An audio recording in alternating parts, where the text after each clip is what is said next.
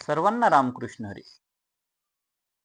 मागील भागामध्ये जे आध्यात्मिक तत्वज्ञान म्हणजेच हरिपाठातील आध्यात्मिक तत्वज्ञान या विषयावर आपण चर्चा केली होती आणि त्या व्हिडिओजला तुम्ही खूप चांगला असा प्रतिसाद दिला.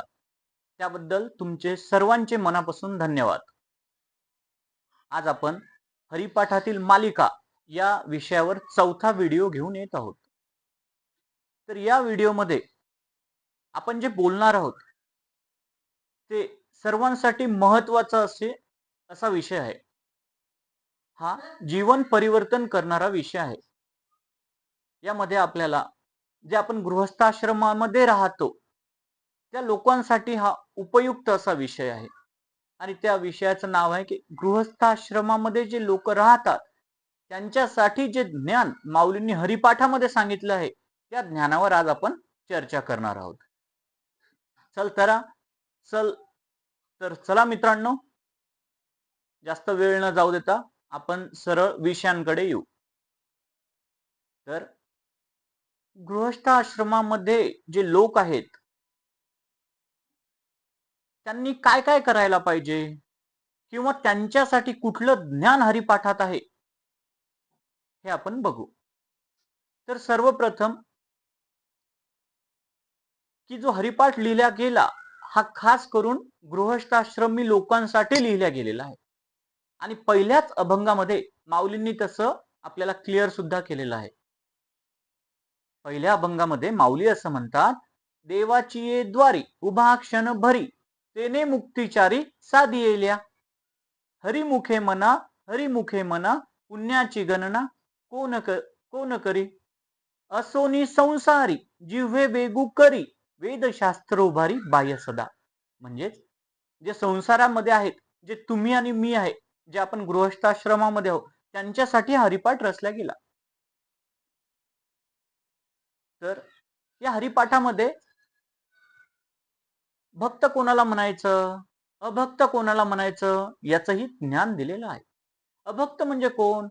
नाही ज्यासी भक्ती तो पतित अभक्त, हरिसीन भजत दैवहत. म्हणजेच जे हरीची भक्ती करत नाही, हरीला भजत नाही अशा लोकांना अभक्त असं म्हटलेलं आहे. तर त्याच्या विरुद्ध जे राहतात, जे हरीचं नाव घेतात, हरीची भक्ती करतात त्यांना काय म्हणायचं? तर त्यांना भक्त असं म्हणायचं.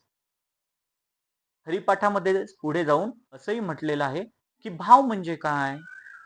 तर भाव म्हणजे आपल्या मनाचा एक स्तर. तर त्या स्तर जो असतो तो कसा असला पाहिजे, म्हणजे आपला भाव कसा असला पाहिजे? तर आपला भाव हा परमेश्वराविषयी आस्था किंवा प्रेम आणि परमेश्वराबद्दल असलेली श्रद्धा याला म्हणायचं भाव. सोप्या भाषेत हे भाव त्याला म्हणतात की परमेश्वराबद्दलचं आपलं प्रेम आणि परमेश्वरांवर असलेली आपली श्रद्धा. तर ज्या माणसांजवळ भक्ती आहे पण भाव नाही, तर त्या माणसाला त्याचा काहीही उपयोग होत नाही, त्याला त्या भक्तीचा काहीही लाभ होत नाही. तर आपण भाव आपला वाढवला पाहिजे. भावाबद्दल आपण मागच्या व्हिडिओमध्येही बरंचसं बोललो. आपण मागच्या व्हिडिओमध्ये जे विषय कव्हर केले होते ते भाव आणि चित्त हाही त्याचा भाग होता. तर आज आपण त्याच्यावर जास्त न बोलता पुढे बघू की हरिपाठामध्ये अजून गृहस्थाश्रमासाठी लोकांसाठी काय. तर या हरिपाठामध्ये गुरूंचा महिमा वर्णन केलेला आहे. तर मित्रांनो, गुरु हा आपल्या खूप महत्वाचा मानला जातो. अध्यात्मामध्ये गुरुचं खूप महत्व आहे, श्रेष्ठत्व आहे. तर अशा गुरु असे माऊली म्हणतात की निवृत्तीनाथांसारखे गुरु मिळाले आणि त्या गुरूंनीच त्यांना जे गुह्य ज्ञान होतं, जे असं गुप्त असं ज्ञान होतं, त्यांना सहजासहजी ज्ञानेश्वर माऊलींना दिलं. तर असं आपल्या प्रत्येकाच्या आयुष्यामध्ये गुरु असला पाहिजे. त्या गुरुमुळेच आपल्याला ज्ञानाच्या गोष्टी कळतात. ज्ञान आणि भक्ती असल्याशिवाय आपण मोक्षापर्यंत पोहोचू शकत नाही. म्हणून आपल्याला ज्ञानही पाहिजे आणि भक्तीही पाहिजे. भक्ती आपण करू शकतो, पण ज्ञान मिळवण्यासाठी जे गुह्य ज्ञान आहे त्यासाठी आपल्याला गुरुची आवश्यकता असते. हेही आपल्याला हरिपाठ सांगतो. त्याच्यानंतर हरिपाठामध्ये हेही सांगितलंय पापी कोणाला म्हणायचं. तर पापी कोणाला म्हणायचं मित्रांनो, त्याचंही उदाहरण हरिपाठामध्ये सांगितलेलं आहे. अजून आपल्याला हरिपाठ सांगतो की म्हणजे हरिपाठ पापी कोणाला म्हणायचं, की जो देवाचं नाव घेत नाही त्याला पापी असं म्हटलेलं आहे. तर ह्या ज्या सगळ्या गोष्टी आहेत ह्या सगळ्या नामावर आधारित आहे. हरिपाठ हा नामावर आधारित आहे. पण हरिपाठामध्ये असे काही पैलू दाखवलेले आहेत की जे आपल्याला आध्यात्मिक तत्वज्ञानही देतात आणि आपल्याला गृहस्थाश्रमामध्ये साधं ज्ञान जे आपल्या रोजच्या जगण्यामध्ये वापरल्या जाऊ शकते ते ज्ञानही आपल्याला हरिपाठामध्ये मिळते. त्याच्यानंतर आपल्याला असं सांगितलेलं आहे की आपण भरपूर ठिकाणी तीर्थयात्रा करतो. तर आपण तीर्थयात्रा करताना आपलं चित्त कुठे असलं पाहिजे याचंही ज्ञान आपल्याला माऊलींनी दिलेलं आहे. आपल्याला असं सांगितलेलं आहे की की त्रिवेणी संगमी नाना तीर्थे भ्रमी चित्त नाही नामी तरी ते व्यर्थ. तर आपलं चित्त हरिनामात असलं पाहिजे. त्याच्यानंतर माऊलींनी संगतीबद्दलही खूप छान असं लिहून ठेवलेलं आहे. तर आपलं जे संगत आहे ती संगत खूप महत्वाची असते मित्रांनो. आपण आपल्या रोजच्या जीवनामध्ये ज्या लोकांच्या सहवासात राहतो, ज्या लोकांसोबत उठतो बसतो, ते लोक कसा विचार करतात, त्यांची वागणूक कशी आहे यावरून आपलं बिहेवियर कळत असते किंवा आपल्यामध्येही चांगली किंवा वाईट संगत आपल्याला ती चांगली किंवा वाईट संगतीचा परिणाम आपल्यावर होत असतो. तर संगतीला खूप असं महत्व दिलेलं आहे. आपण जनरली प्रवचन कीर्तन भजन याबरोबर सत्संग हा शब्द पण वापरतो.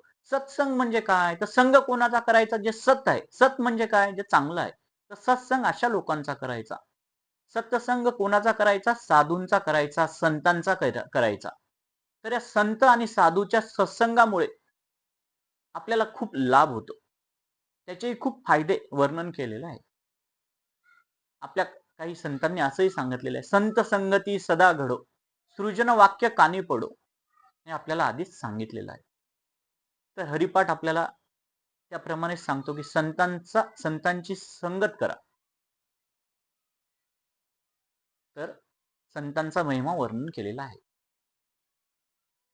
तर याबरोबरच आपल्याला हेही सांगितलेलं आहे की आपण काय करायला पाहिजे, तर आपण देवाचं नाव घ्यायला पाहिजे. हा तर एक बॉटम लाईन जी आहे आपण हरिपाठामधली, किंवा नावच असं आहे हरिपाठ. हरीचा पाठ करायचा, हरीचं चिंतन करायचं, हरीचं मनन करायचं.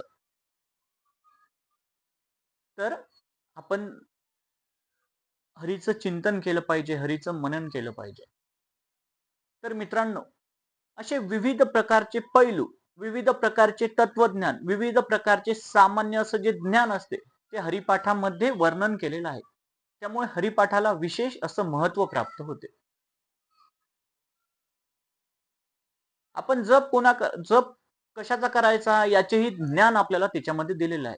खूप लोकांना असं असते की बाबा मला देवाचं नाव घ्यायचं आहे किंवा मला जप चालू करायचा आहे किंवा नाम जप चालू करायचा आहे, त्यासाठी मी कुठलं नाम वापरलं पाहिजे, आपण कशाचा जप केला पाहिजे, याचं पूर्णपणे ज्ञान, याची पूर्णपणे माहिती, याचे पूर्णपणे फायदे हे हरिपाठामध्ये सांगितलेले आहेत. आपण त्याच्यावर एक वेगळा व्हिडिओ बनवू जेणेकरून तुम्हाला आपण ते सविस्तर सांगू त्या व्हिडिओमध्ये की जप कशाचा करायचा, यावर आपण नक्कीच एक व्हिडिओ घेऊन येऊ. तर मित्रांनो, आपण हे ज्ञान घेतलं पाहिजे, हे हरिपाठ रोज म्हटला पाहिजे. याच्यामुळे आपल्याला बरेचसे लाभ होत असतात. आपल्याला जो हा देह मिळालेला आहे या देह आपण सत्कर्मी लावला पाहिजे. काय असतं मित्रांनो, की आपण हे जे मृत्यू आणि जन्म याचं जे चक्र चालू आहे, याचं सतत चक्र चालू आहे, ही सायकल चालू आहे. आपण हा प्रपंचासाठीच व्यर्थ घाला लागलो.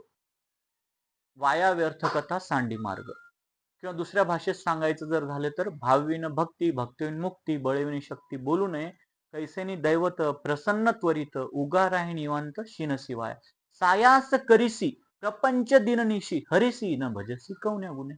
म्हणजे जे आपलं लाईफ आहे, आयुष्य आहे, हे सगळ्याच्या सगळे आपले प्रयत्न कशासाठी चालू आहेत, प्रपंचासाठी चालू आहेत. बरं, प्रपंच हा काय आहे, प्रपंच हा सत्य आहे का मित्रांनो, आहे का सत्य, नाही आहे. हे सगळं मिथ्या आहे. ब्रह्मसत्या जगत मिथ्या. तर याच्यासाठी आपला जन्म झालेला नाही मित्रांनो. आपला जन्म हा झालेला आहे आपले जे काही कार्मिक अकाउंट आहेत किंवा आपले जे कर्माची फळे आहेत ते भोगण्यासाठी आपल्याला मानवी देह मिळालेला आहे. तर या मानवी देहामध्ये आपण काय केलं पाहिजे? आपण जे कर्माचे फळं भोगता भोगता आपण हरिनाम घेतलं पाहिजे. तर हे हरिनाम घेतल्यामुळे काय होईल? आपले जे संचित कर्म आहेत ते नष्ट होतील. ते जळून राख होतील आणि आपण मुक्तीकडे जाऊ. आपल्याला मुक्ती प्राप्त होते. मुक्ती म्हणजे मोक्ष. मोक्षाची आपल्याला प्राप्ती होणार आहे. तर त्याच्यामुळे मित्रांनो आपण हरिनाम सतत घेतलं पाहिजे. काय आहे आपल्या प्रपंचामध्ये आपण एवढे गुरफटून जातो किंवा आपण गुरफटलेले आहोत. तुम्ही मी सगळेजण मी काही वेगळा नाही. मी तसंच आहे. तर याच्यामध्ये आपण एवढे गुरफटलेलो आहोत की या गुरफटल्यामुळे काय होते की आपले लक्ष भक्तीकडे लागत नाही. ज्ञानाकडे. अज्ञान म्हणजे आध्यात्मिक ज्ञानाबद्दल मी बोलतोय. आध्यात्मिक ज्ञानामध्ये आपलं लक्ष लागत नाही. तर त्यामुळे काय होते की आपण फक्त प्रपंच प्रपंच आणि प्रपंच हेच काय ते चालू असते. बरं प्रपंच म्हणजे काय? तर जन्मापासून मृत्यूपर्यंत जे जे आपण करतो ते सगळं प्रपंचच आहे. तर प्रपंच करायचा आहे मित्रांनो आपल्याला. आपल्याला प्रपंच करत करत परमार्थही करायचा आहे. कारण की आपण जर प्रपंच नाही केला तरी आपल्याला ती प्राप्ती होणार नाही. आपल्याला ते करत प्रपंच करत करत परमार्थ करायचा आणि त्यासाठी आपल्याला हरिपाठ मदत करतो. त्यासाठी आपल्याला भक्ती मार्ग मदत करतो. कारण की आपण कितीही चांगले कामं केले. आपण खूप चांगलं वागलो, चांगलं राहिलो. त्याच्यामुळे काय होणार आहे? आपला पुण्यसंचय वाढणार आहे. आणि परत आपल्याला ती फळं भोगण्यासाठी जी चांगली फळं आहेत ती भोगण्यासाठी आपल्याला परत पृथ्वीवर यावंच लागणार आहे. आणि परत हे जन्म मृत्यूचं चक्र चालूच राहणार आहे. याआधी आपले किती जन्म झाले, किती नाही झाले आपल्याला काही त्याची कल्पना नाही आहे. आपण आज संसारामध्ये असतो. संसारामध्ये बऱ्याचशा चांगल्या वाईट गोष्टी घडत असतात. आपल्याला त्यापासून कधी आनंद होतो, कधी दुःख होते, कधी सुख मिळते, कधी दुःख मिळते. पण ओव्हरऑल जर बघितलं तर हे किती सायकल चालू ठेवायच्या, जन्म मृत्यूच्या किती सायकल लाखो तर झाल्या असतील, हजारो झाल्या. म्हणजे कोणालाही माहित नाही. पण याच्यातून जर आपल्याला सुटायचं असेल, या फेऱ्यातून जर आपल्याला सुटायचं असेल, तर त्यासाठी फक्त आपल्याला हरिनामच आपल्याला मदत करणार आहे मित्रांनो. तर असं हे पवित्र असं हरिनाम आपण सतत जपलं पाहिजे. जसं मी म्हटलो, की यावर आपण एक कुठलं नाम जपायचं, त्याचे काय फायदे आहेत, त्याच्यावर आपण सविस्तर बोलू. आज अजून जे तुम्हाला सांगायचं आहे, की तुम्ही माझे जे व्हिडिओ लाईक्स करता, शेअर करता, सबस्क्राईब करता, त्यामुळे मला एक नवीन ऊर्जा मिळते. आध्यात्मिक व्हिडिओ तयार करण्यासाठी मला ऊर्जा मिळते. तर माझी अशी विनंती आहे तुम्हाला, की सगळ्यांनी तुम्ही माझे व्हिडिओ लाईक करा, कमेंट करा, तुमचे फीडबॅक्स पण द्या. काय होईल फीडबॅक जर मला मिळाले ना, तर मी त्याप्रमाणे व्हिडिओ बनवेल, त्याप्रमाणे माहिती गोळा करेल, त्यावर आपण बोलू, त्यावर आपण चर्चा करू. तर तुम्ही फीडबॅक्स द्या. तुम्ही चॅनल सबस्क्राईब करा, व्हिडिओज लाईक करा आणि शेअर करा. त्यामुळे सगळ्यांचा फायदा होणार आहे. तर आज आपण बघितलं की भक्त कोणाला म्हणायचं, अभक्त कोणाला म्हणायचं, पापी कोणाला म्हणायचं, बरोबर आहे. त्यानंतर आपण बघितलं की हे प्रपंचासोबत परमार्थ कसा करायचा. आपण बघितलं गुरुचं महत्व बघितलं, संगतीचा परिणाम बघितला की साधू संगती सदा घडो ते आपण बोललो. संतांची संगत करा. तर या विषयावर आपण आज चर्चा केली. जर तुम्हाला यावर काही अजून ॲडिशनल जर काही माहिती पाहिजे असेल तर तुम्ही नक्की कमेंट करा. आपण त्या पद्धतीने बोलू, त्यावर चर्चा करू. आज इथे थांबू मित्रांनो. धन्यवाद. रामकृष्ण हरी.